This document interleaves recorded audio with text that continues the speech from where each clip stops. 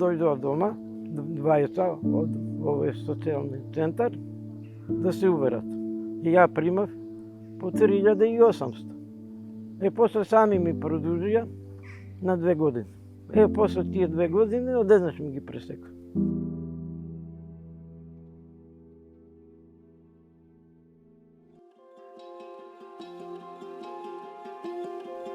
Имам 74 години.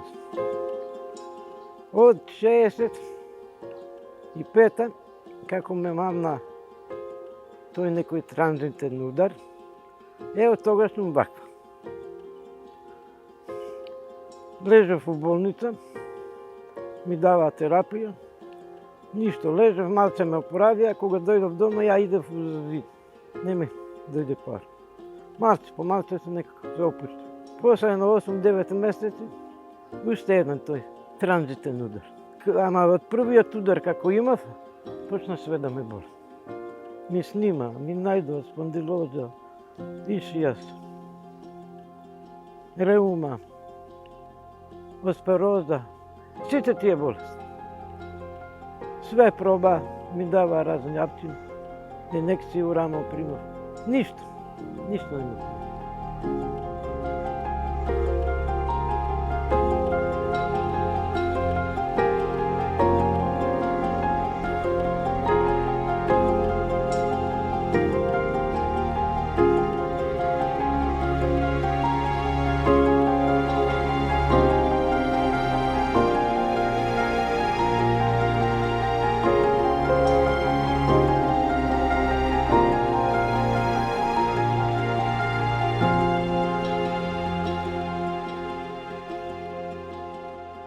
Ја и не знаев тоа дека постои. Самата докторка ми кажа дека не смееш да искачеш сама, да се движиш, ама она ми кажа дека имам право и поднесов и ми одобрија.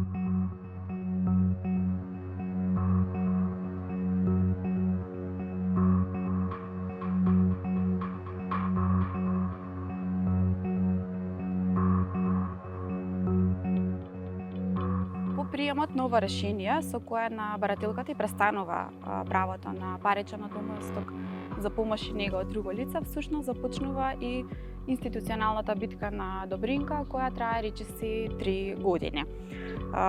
Тука би сакала да потенцирам дека од 2016 година до 2019 година, кога првостепениот орган всушност го носи решението со кое на Добринка и престанува ова право, здравствената состојба на Добринка воопшто се нема подобрена, напротив, незината здравствена состојба се има и влошена. По поднесената жалба на ова решение, барателката примила решение од второстепениот орган, Министерството за труд и социјална политика, која што ја одбива незината жалба како неоснована, а решението на Центарот за социјална работа останува во сила. Таму пишува има жалба на управен суд. Викам да сум здрава, па ајде, не ми е криво. И губев и они ги дадоа документите. Ваму правевме жалба. По овие негативни решенија од страна на и првостепениот и второстепениот орган, значи предметот стигнува пред Управниот суд на Република Северна Македонија.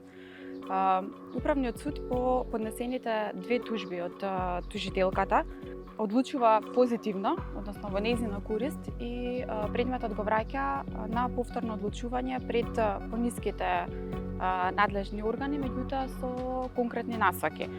Меѓутоа и покрај насоките на Управниот суд, првично во првата позитивна пресуда, како што напоменав, првостепениот и второстепениот орган повторно носат негативни решенија.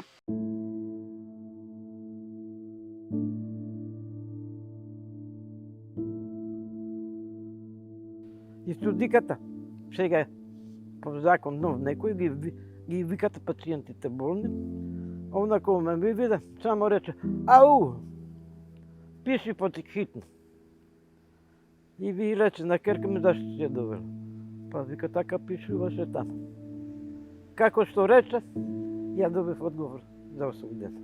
По поминати речиси 3 години и по приемот на втората пресуда од управниот суд, која што е позитивна, односно во корист на Добринка, првостепениот орган носи решение со кое и го признава правото на паричен одоместок за помош и нега од друго лице.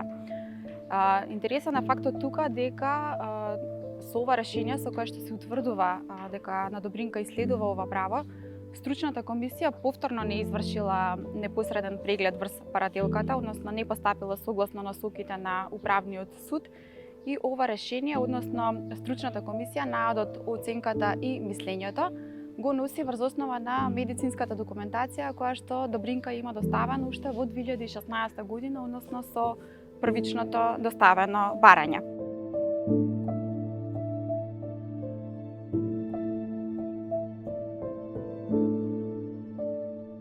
Само захвалjujući на овие млади правници што ти дават совети и на управен суд. Ја ги добив после 27 месеца.